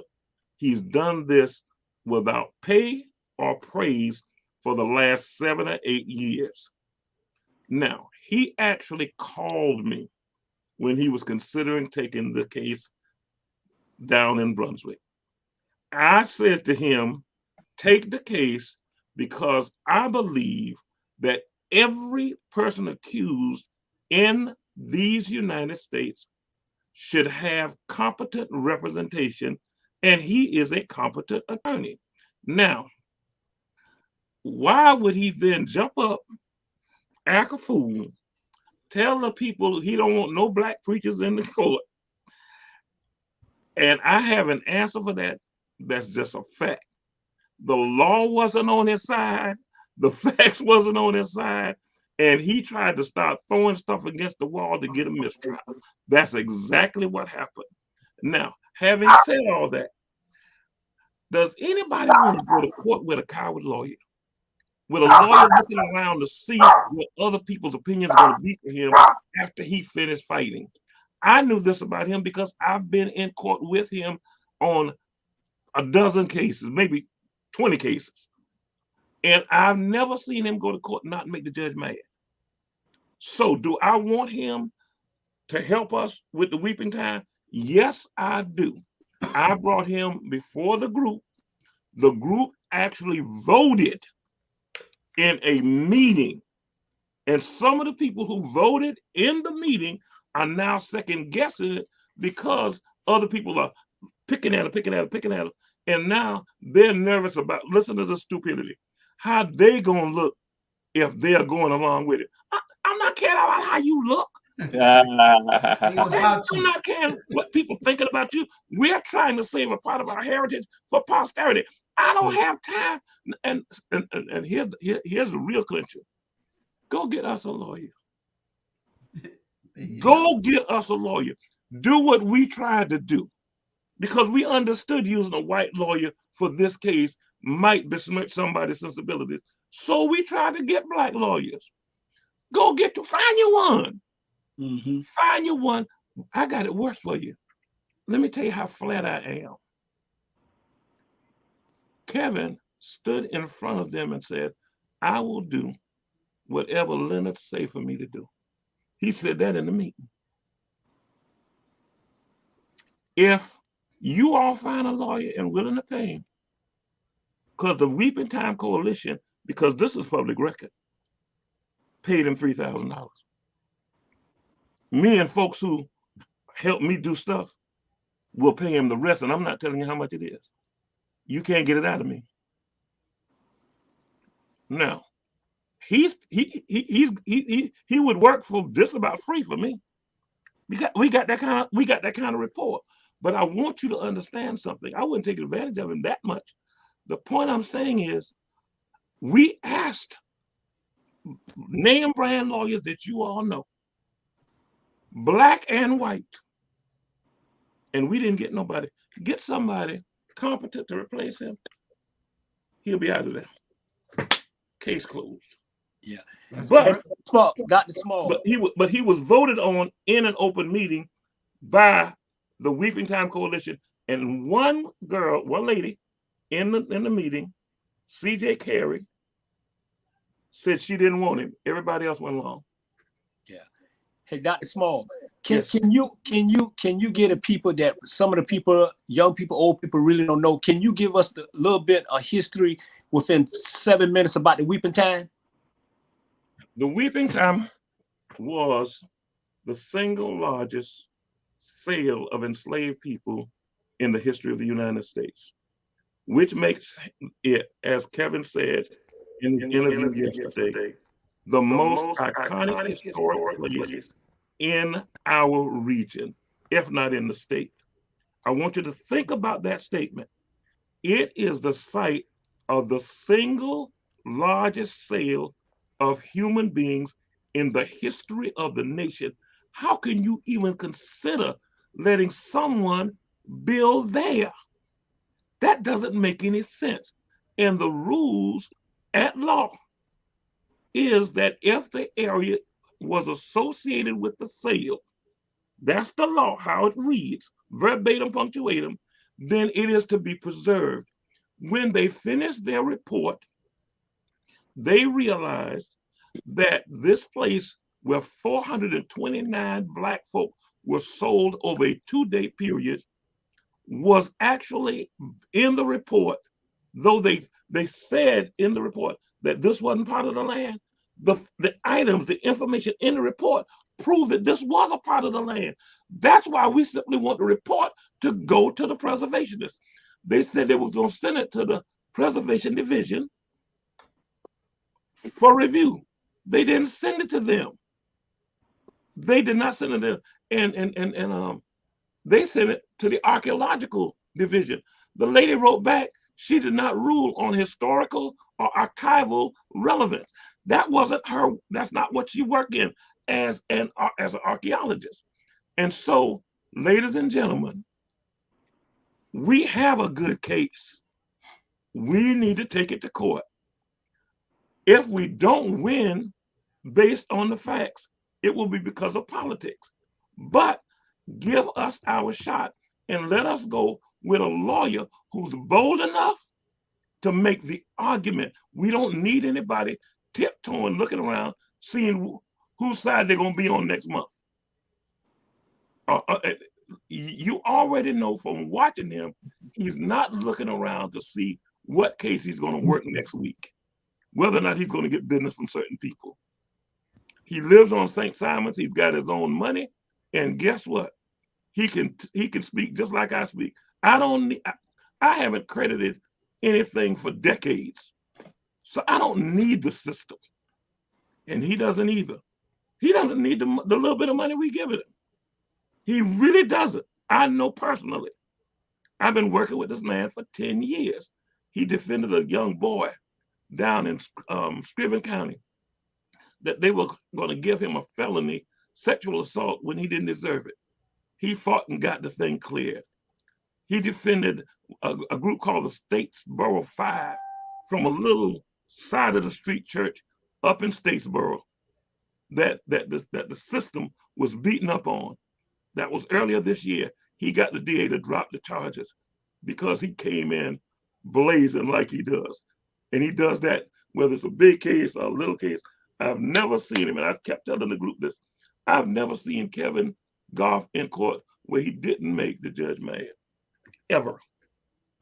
And, but you know, Dr. Reverend Smalls, what always comes up in these particular issues, and it bothers me with people in general, when you let money get in front of doing what's right. Yeah. At the end of the day, any one of us could probably be, propositioned with things. But it's when you sell your soul, or when you forget who you are, or when you're a weak person, or when you just have no moral values, that when you let a dollar sign come in front of what is right. And that bothers me, even with our black attorneys and pastors that we were talking about. So stand, if nothing now, stand for your people, because there ain't nobody else standing with us. Exactly. Yeah. So Reverend Small, we went to folk, and I'm not gonna name them because I still want us to use them because we need black attorneys in our community. But I'm telling you, we tried all that. Now, having said that, because I'm a very honest broker, I preferred Kevin Goff over them because they're going to be looking to see how they're going to deal with Van later, how they're going to deal with the city later. Okay? I need somebody who, when he finishes up here, he's going to St. Simon's and go up in the cul-de-sac. I need somebody who's independent from us here and who is not going to be afraid to state our case. Yesterday, if you watched the news, you heard him say something that most of us had not even said. He compared the worth and historicity of that site to every other site in Savannah. And he said simply this: it is easily the most valuable historic site in the region. Nothing else comes close. It needs to be preserved. Jamal? Well, I was going to say something else, but then Reverend Small said something. I have to say I cannot go along with Reverend Small's trying to allude to certain things regarding our mayor. I do not. That's the caveat I always must put out there. I will not go along with that. But I have to go and share this now to people who are listening in the audience, and Reverend Smalls be aware of this, that we know for a fact that there are Caucasian attorneys who are racist who represent black people and have represented black people. We act like this is something absolutely brand new and that these people have a history, and if it comes down to it, and looking like I'm frozen, I hope that I'm not. We can still hear you. Again, these people have a history. Okay, but they have a history that we've seen. It has been in Savannah. So I'm like, people acting surprised. We've seen this in this country. We've seen it in New York. We've seen it in Washington, D.C. We've seen it in California, where we see racist people representing black people and their interests. So we act like this is something new. So folks they had the concern. We're like, you got to understand that some people, even though in the legal profession, people try to basically try to besmirch it. There's like, we must stand up and make sure that justice is going to come about clearly and fairly for everyone. And sometimes we might take sides that might not be popular sides. So, but again, I want to say to people, black folks, you all have attorneys and have representation that people have not been in your best interest and been racist. Let me tell you something. Ramona said a lot of people are employed by racists. Yeah. And Ramona is right. If I'm in an issue, you better best believe I'm gonna get the best lawyer. I don't care how racist you call me, nigga all day. I'm gonna hire you to get me out of this mess. Right. And you know what? me and Jules were talking about it earlier. And what I'm about to say, I don't care who get mad or whatever, but I'm gonna say it. I'm mad already. Don't be. Hey, when he said he don't want no more black preachers in church, right? My thing is this: why have to be a profile case for Jesse and Al and all those big time preachers to come down when it's a high profile case, but when it's a little case that somebody done killed this guy for trying to save his car, they don't hear nothing about that. I am so tired of them. I am so tired of them, man, that at the end of the day, if my case come a high profile, please don't let them in there. They might pray for you, man. You don't want the prayer? Okay. You want the prayer? Let me. We don't call Minerva. Let me really make this worse. Okay, let me make this worse. And Alicia and Keisha can testify to this, because when they first went in, one of the people I had to talk to them in my living room when they first won, before they actually were inaugurated, one of the people I wanted a Republican, a white Republican, to talk to them about how white people think about us. And we had that meeting in my living room. Okay. Now, where did you get that tactic from, Smalls? I grew up under Hosea and WW. Okay. I learned how to prepare us for the next war. We're preparing right now for the city elections 2 years from now. We've got candidates lined up to take folk out who promised us and lied right now. Now, here's the thing. I told them right in my living room, they will attest to this, that this man is prejudiced. Kevin Goff. I told them with him standing there, he is prejudiced. But you need to understand something. He is prejudiced in a certain way that we need to recognize and defeat. How is he prejudiced? He is unconsciously prejudiced. He is. Listen to what he said, and this doesn't stop as far as him being able to fight for us for the weeping time. This has little or nothing to do with it. But you all need to know how a veteran civil rights worker thinks and what experience does. People like Jay, whose mother I grew up with, he needs to see inside my brain. So when I'm gone, this information will not pass away. Kevin is that guy who's told himself, I'm fair. But he's not. But he will fight for us. He has good intentions, but he's culturally biased. And he is my friend. And he does care for me genuinely. I care for him genuinely. But I got friends who are drunk. I don't want them drinking. Most of y'all cuss. I don't want y'all cussing. Y'all still my friends. And gonna be. Yeah. Now, the point of the matter is, I don't have to go along with him for everything in order for us to get together and do one thing or two things. Bring your sophistication to the point where you function effectively. That's correct. Ride with me when we can ride together, and don't ride with me when we can't. Yeah. Because one of my big issues is many of the people who voted with me to hire Kevin are now, when people coming at them, saying, I don't know if we could do this, and don't have a first nickel of solution. Okay, so we let him go. What do we do now? That's wisdom.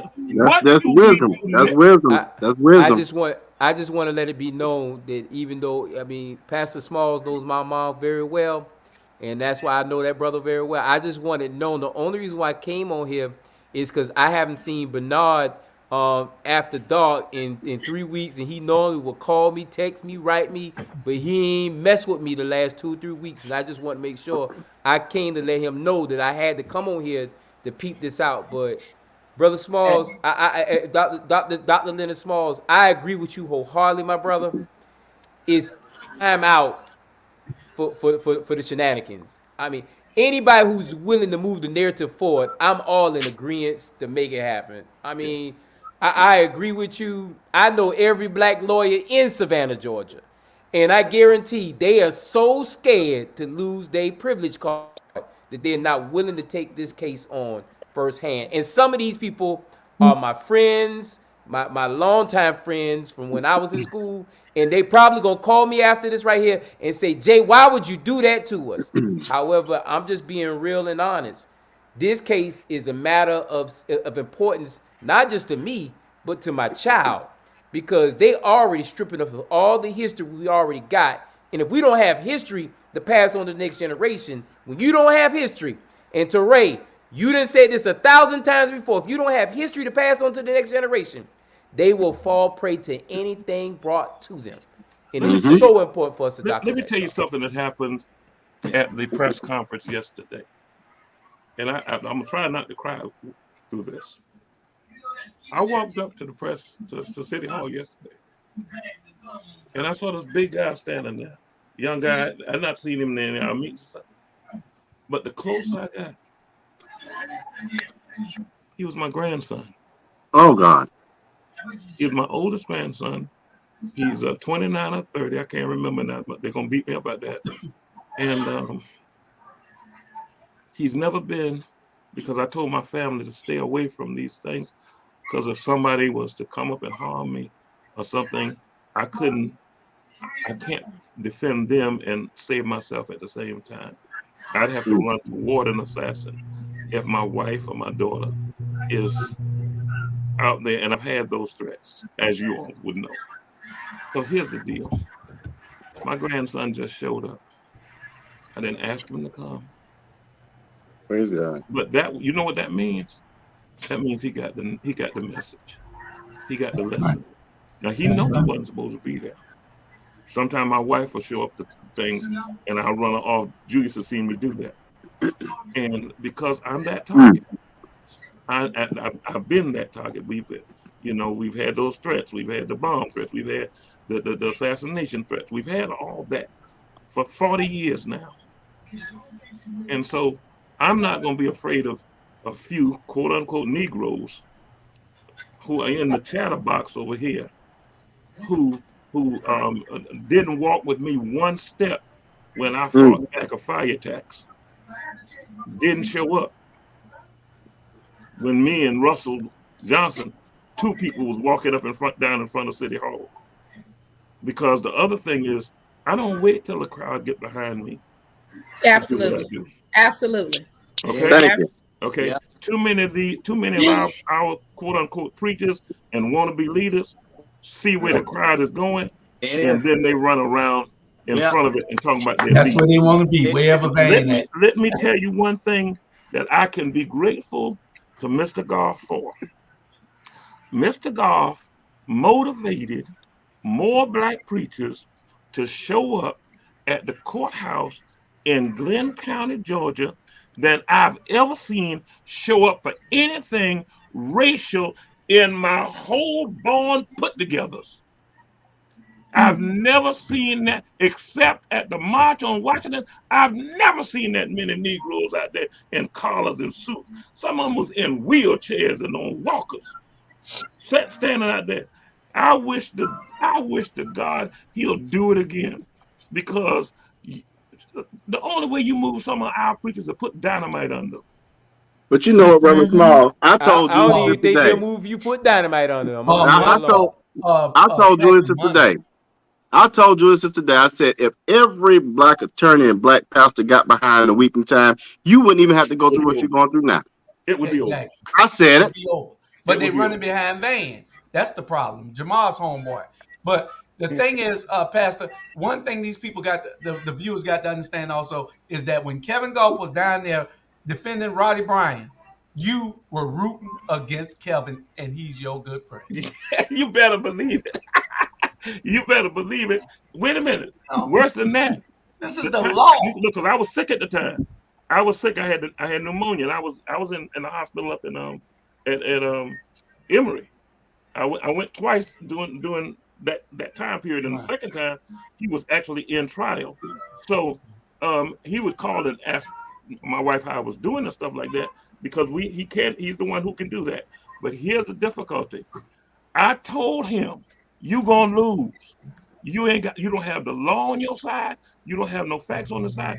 And the only way you win, Kevin, is if white folks steal justice. That's the only way he went. And they didn't, and he lost. And for those of you who are wondering, there are only 3 alternatives given the judge at sentencing once they were convicted. That he can give them the death sentence, one of them, the boy who did the shooting, he could actually sentence him to die by lethal injection. The other 2, the daddy and Roddy Bryant, Kevin's. Take the T out, it's Brian. Y'all ain't gonna put that man with my name. Well, Kevin, Roddy, okay, Roddy and the daddy can be sentenced to life without parole or life with parole. And if they're sentenced with parole in Georgia for life now is 30 years before consideration. Yep. So you all need to understand, they are not leaving, they are gone. For a long time. You know, a long time. Nobody lives that long in prison. I've been to prison. You don't see no 90-year-olds. No, very rare. Very rare. Jamal?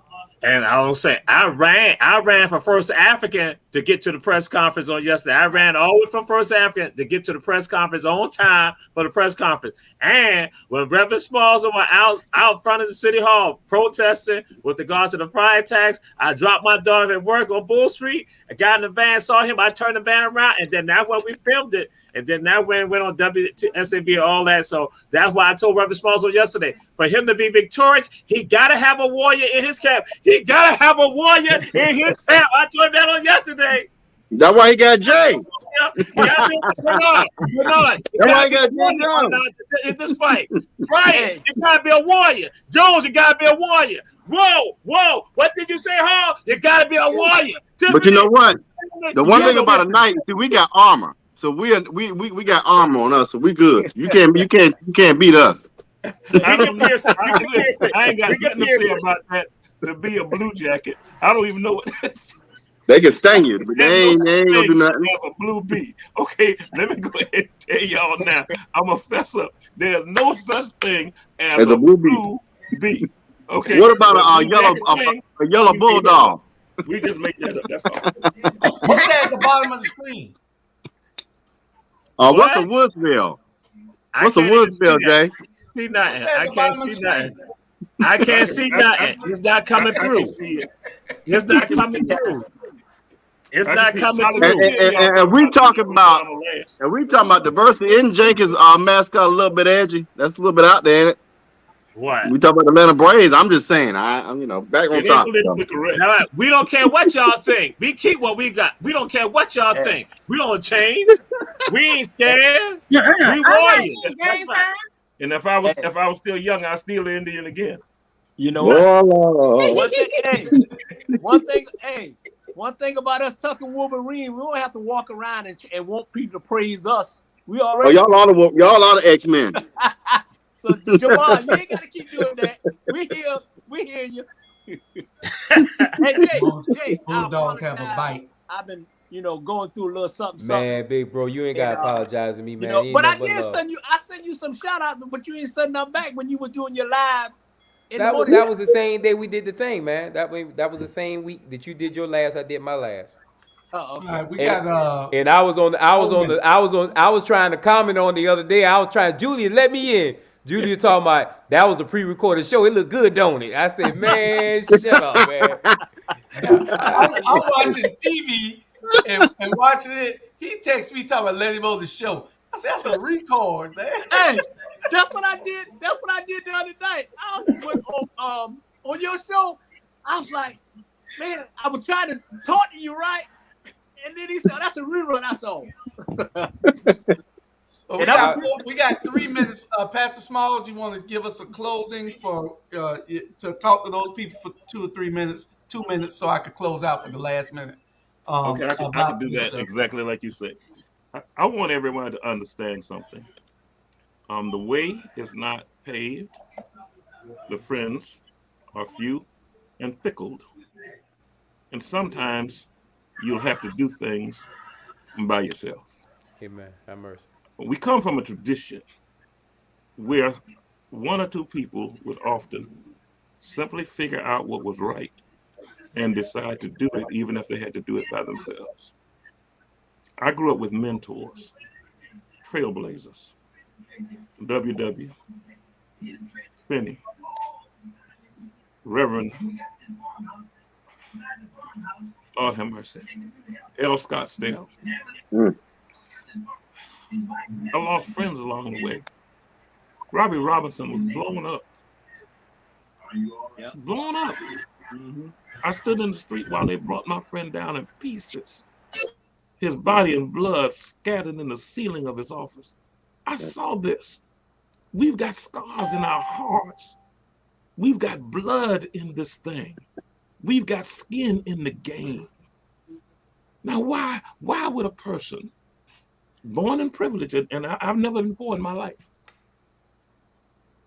why would a person born in privilege decide that he would get with the struggles and the strains and fight for those who can't fight for themselves, and sometimes talk about him like a dog when he fight for them. Why would you do that? Because the God I serve gave me the ability to find out what is the right thing. Do you realize most people do not ever know what the right thing to do is? And here's the thing. To whom much is given, much is required. So if you're given insight into what the right thing is to do, then that should compel you to be about the business of doing it. And if you're blessed with some material or some skill or some intellect, don't sit around thinking, look at me, I'm real smart, I'm brilliant. Where'd you get it from? Come on now. Who gave it to you? And should you honor that entity that gave it to you with faithfulness, vigilance, fairness, and uprightness?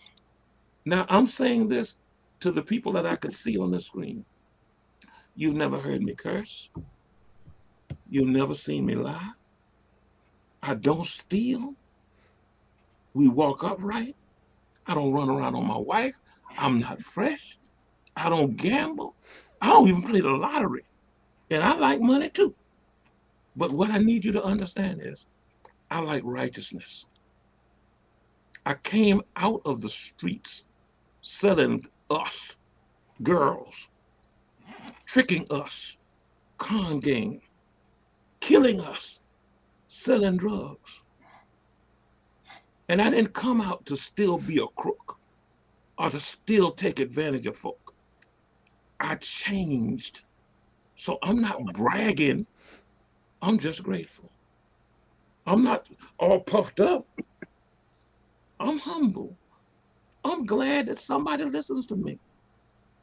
I believe that I shouldn't be listened to because of the stuff I did.